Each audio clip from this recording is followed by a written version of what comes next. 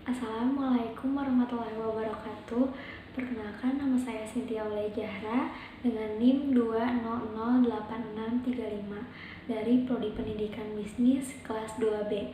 Di sini saya akan menjelaskan tentang manajemen peserta didik. Yang pertama, di sini saya akan menjelaskan pengertian dari manajemen peserta didik.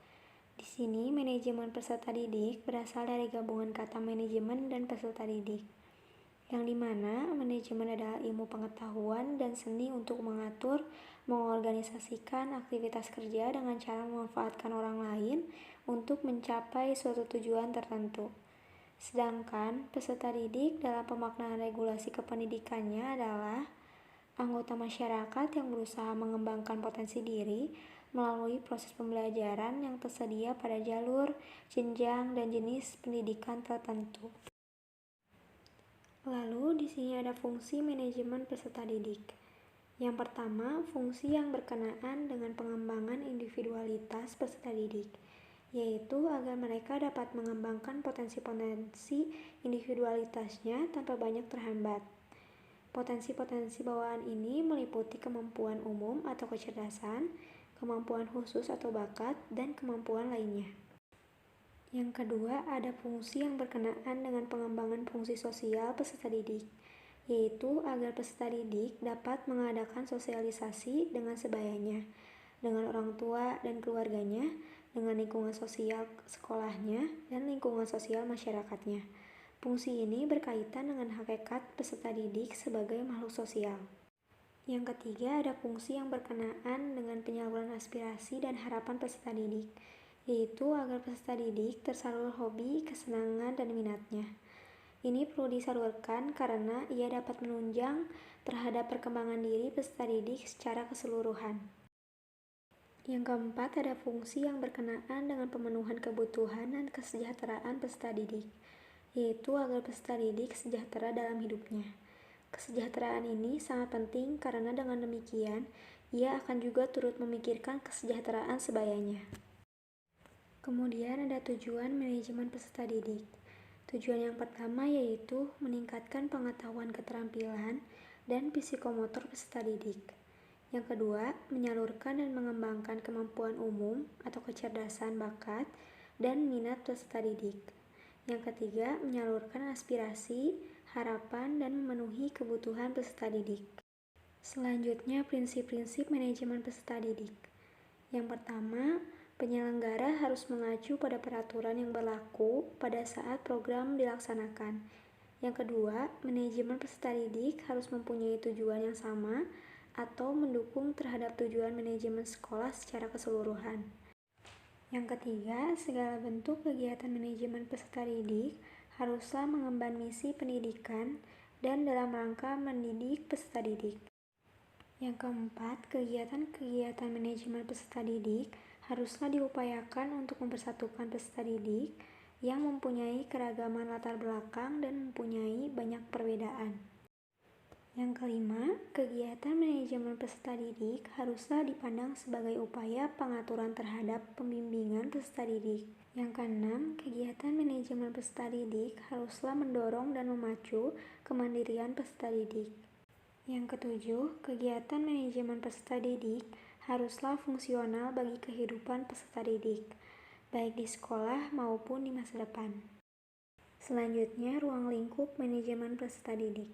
Yang pertama yaitu analisis kebutuhan peserta didik. Dalam analisis kebutuhan ini harus disesuaikan dengan daya tampung yang tersedia dalam satuan lembaga pendidikan.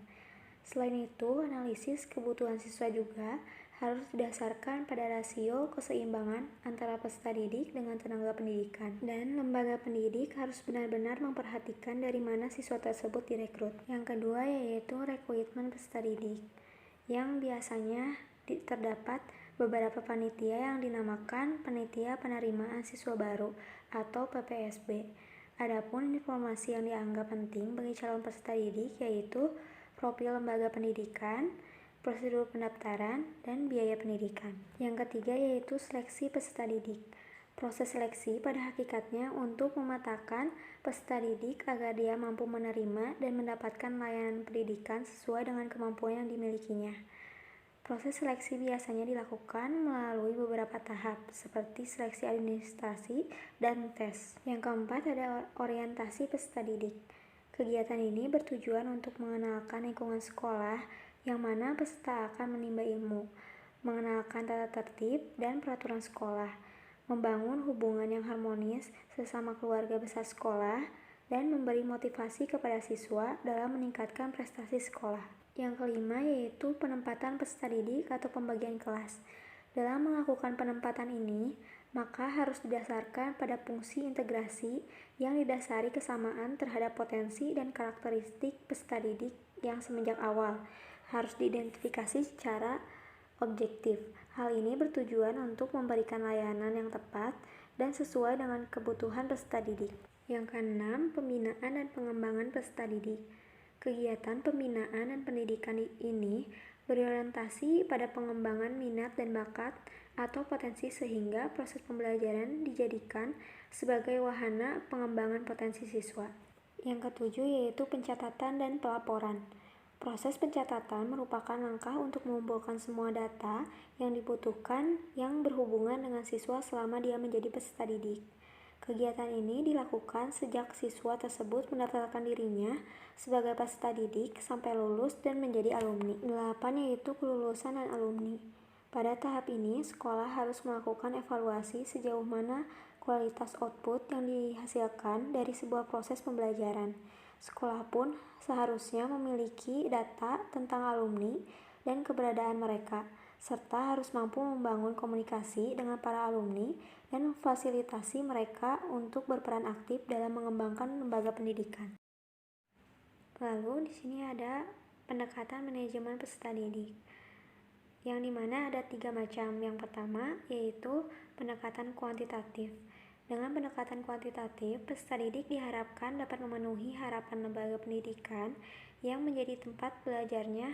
Wujud dari pendekatan ini adalah mewajibkan peserta didik hadir di sekolah, memperketat presensi, menuntut agar peserta didik memiliki disiplin yang tinggi, termasuk dalam menyelesaikan tugas-tugas yang diberikan. Yang kedua yaitu pendekatan kualitatif, yang memiliki tujuan untuk menyejahterakan peserta didik dan membuat mereka senang. Jika peserta didik merasa senang, maka mereka dapat belajar dengan baik. Selain itu, mereka juga akan lebih tertarik dengan mengembangkan potensi dirinya di lembaga pendidikan. Untuk memenuhi pendekatan ini, diperlukan iklim yang kondusif dan menyenangkan. Tentunya serta sarana dan prasarana yang memadai sehingga peserta didik dapat mengembangkan bakatnya secara optimal. Yang terakhir yaitu pendekatan terpadu, yang dimana pendekatan ini gabungan dari yang saya jelaskan. Peserta didik diminta untuk memenuhi tuntutan birokratif dan administratif di sekolah, dan sekolah juga memberikan intensif lain yang dapat memenuhi kebutuhan dan kesejahteraan peserta didik. Misalnya, peserta didik diminta untuk menyelesaikan tugas-tugas yang diberikan dari sekolah, dan sekolah harus menyediakan iklim yang kondusif untuk menyelesaikan tugas-tugas tersebut. Yang terakhir yaitu ada pembinaan peserta didik. Yang pertama, layanan bimbingan dan konseling. Layanan BK ini merupakan proses pemberian bantuan terhadap siswa agar perkembangannya optimal sehingga anak didik mengarahkan dirinya dalam bertindak dan bersikap sesuai dengan tuntutan dan situasi lingkungan sekolah, keluarga, dan masyarakat. Kedua yaitu layanan perpustakaan. Diperlukan untuk memberikan layanan dalam menunjang proses pembelajaran di sekolah, melayani informasi yang dibutuhkan, serta memberikan layanan rekreatif melalui koleksi bahan pustaka. Yang ketiga yaitu ada layanan kantin. Kantin diperlukan di setiap sekolah agar kebutuhan anak terhadap makanan yang bersih, bergizi, dan higienis bagi anak sehingga kesehatan anak terjamin selama di sekolah. Yang keempat yaitu layanan kesehatan. Layanan kesehatan yang ada di sekolah biasanya dinamakan UKS. Sarana utama UKS ini untuk meningkatkan atau membina kesehatan siswa dan lingkungan hidupnya. Program UKS ini yaitu mencapai lingkungan hidup yang sehat, pendidikan kesehatan, dan memelihara kesehatan di sekolah. Yang kelima yaitu ada layanan transportasi. Sarana transportasi bagi peserta didik sebagai penunjang untuk kelancaran proses belajar mengajar. Biasanya layanan transportasi ini diperlakukan bagi peserta didik di tingkat prasekolah dan pendidikan dasar. Lalu yang keenam ada layanan asrama. Bagi siswa, layanan asrama ini sangat berguna untuk mereka yang jauh dari keluarga, sehingga membutuhkan tempat tinggal yang nyaman untuk mereka beristirahat. Biasanya yang mengadakan layanan asrama ini di tingkat sekolah menengah atas dan perguruan tinggi. Sekian pemaparan yang dapat saya sampaikan. Mohon maaf bila ada salah kata. Wassalamualaikum warahmatullahi wabarakatuh.